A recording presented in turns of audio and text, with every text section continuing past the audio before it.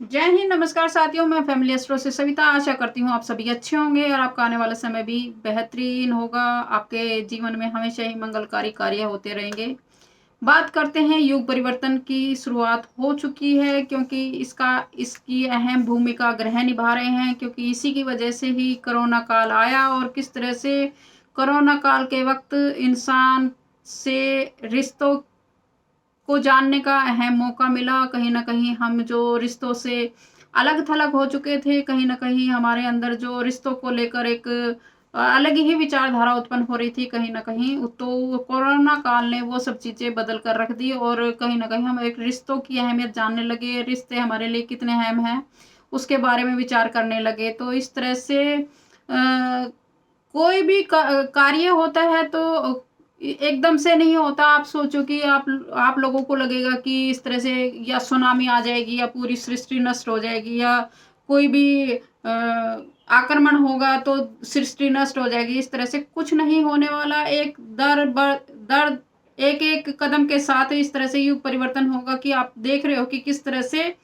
हमारे अंदर बदलाव आएगा, हमारे विचारों में बदलाव आएगा, हमारी जो आत्मा है उसके अंदर से आवाज़ आएगी कि जो किस लिए हमारी आत्मा का जन्म हुआ और हमें किस मकसद से आगे बढ़ना है। ये बदलाव ही युग परिवर्तन की बदलाव है, क्योंकि जो आप लोग जो इस परिवर्तन में शामिल होंगे वही लोग आगे उस चीज़ को बढ़ाएँगे, जो इस चीज़ को समझेंगे कि परमात्मा ही सब कुछ है और आत्मा का मकसद क्या है कि उस परमात्मा से मिलना। और जिस मकसद के साथ इस धरती पर भेजा है उस परमात्मा ने इन आत्माओं को, इस ऊर्जा को, ताकि जो पिछले जन्म में उसके जो कर्म, बुरे कर्म हुए थे उसको ठीक करने के लिए या उसको जो उसने पिछले जन्म में गलतियाँ की हैं उसको सुधारने के लिए ये हमारा जन्म मिला है, ताकि हम इस जन्म में सुधार कर अपना आगे आने वाला समय भी और बेहतरीन कर सके। जो हमारे पिछले जन्म में गलतियाँ हुई हैं उसको सुधारें, ना कि हम उन्हीं गलतियों पर चलते हुए उन्हीं गलतियों को आगे बढ़ाएँ, ताकि हमारा आगे आने वाला समय भी फिर हम इस दुनिया में भटकते रहें।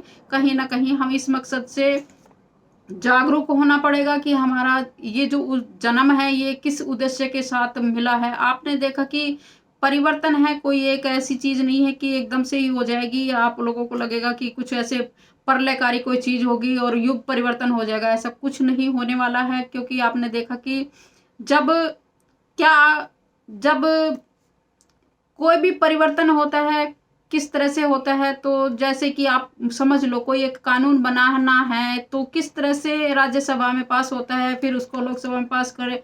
पहले लोकसभा में होता है, फिर राज्यसभा में, किस तरह से उसको एक प्रक्रिया चलती है, उस प्रक्रिया में कितना समय लगता है। इसी तरह से युग परिवर्तन में भी किस तरह से वो तो पूरे ब्रह्मांड का कानून बनाने वाला है कि जो आत्माओं का है कहीं न कहीं उसको में एक उसके अच्छे कर्मों के लिए, उसके अच्छे विचारों के लिए कानून बनने वाला है, तो कहीं न कहीं उसमें किस तरह से परमात्मा अपनी नियति रचने वाले हैं। आपने देखा किस तरह से जब श्री राम जी का जन्म हुआ था, क्या उनको नहीं पता था कि किस तरह से जो भी ज्योतिषी हैं उनको पता था कि किस तरह से जो राम का जन्म है वो किस मकसद के साथ हुआ है। तो जिस तरह से बुद्ध का जन्म है वो किस मकसद के साथ हुआ था, वहाँ के ज्योतिषियों को पता था, तो उन्होंने पहले बता दिया था कि आपके बच्चे का जो जन्म है कहीं न कहीं सन्यास जो आत्म को जानने के लिए हुआ है। तो इस तरह से उन्होंने अपने उस बच्चे को बाहर ही नहीं निकलने दिया, लेकिन जब बाहर निकले तो एकदम से बाहर निकल के चले गए।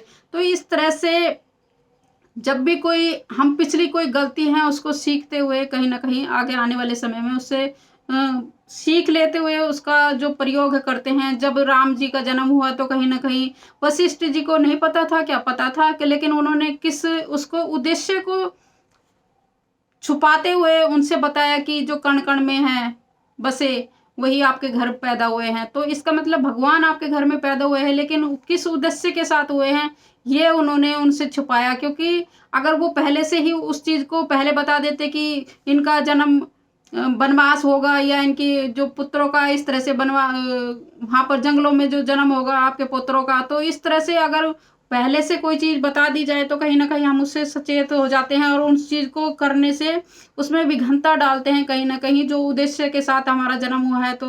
तो इस तरह से हर चीज़ की एक नियति होती है और किस तरह से हमारा जन्म है, किस उद्देश्य के साथ हुआ है, वो हमें पता होता है।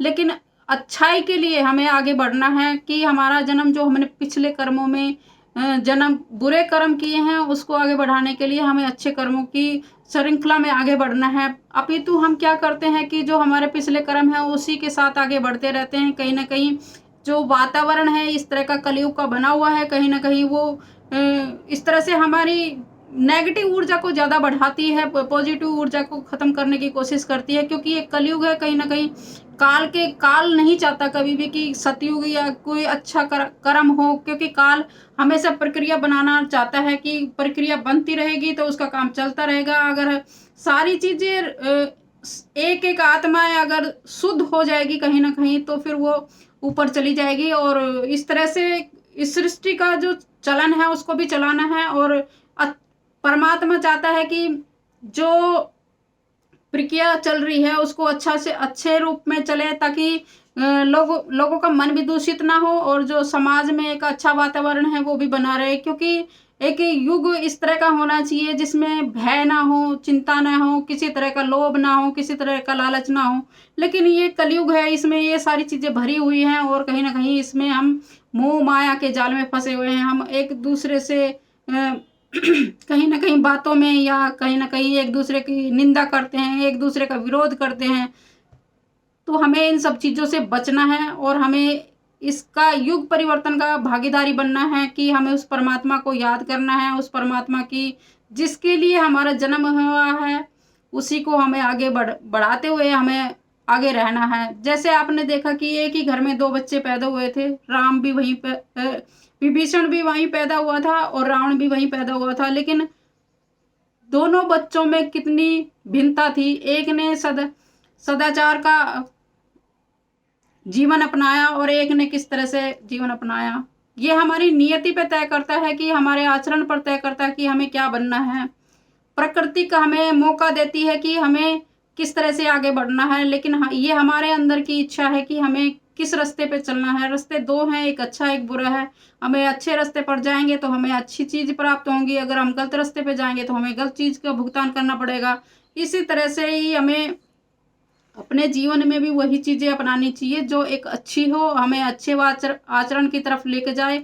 हमें धर्म को समझना चाहिए, धर्म क्या है? धर्म हमारे जीने की एक कला है, कहीं न कहीं वो सिखाती है कि हमें किस तरह से अच्छे आचरण में रहना चाहिए, अच्छे अपना वातावरण बनाना चाहिए, जन समाज में किस तरह से वातावरण बनाना चाहिए, ताकि कोई भी जनमानस को हर इंसान सुखी होना चाहिए, हर इंसान को किसी तरह की कोई तकलीफ ना हो। इस तरह से धर्म सिखाता है कि हमें एक अच्छे आचरण में रहते हुए अच्छे समाज का निर्माण करना ही धर्म है। तो अभी विचारों का बदलने का समय आ चुका है। आपने देख ही रहे हो कि किस तरह से जनमानस में किस तरह से बदलाव आ रहा है।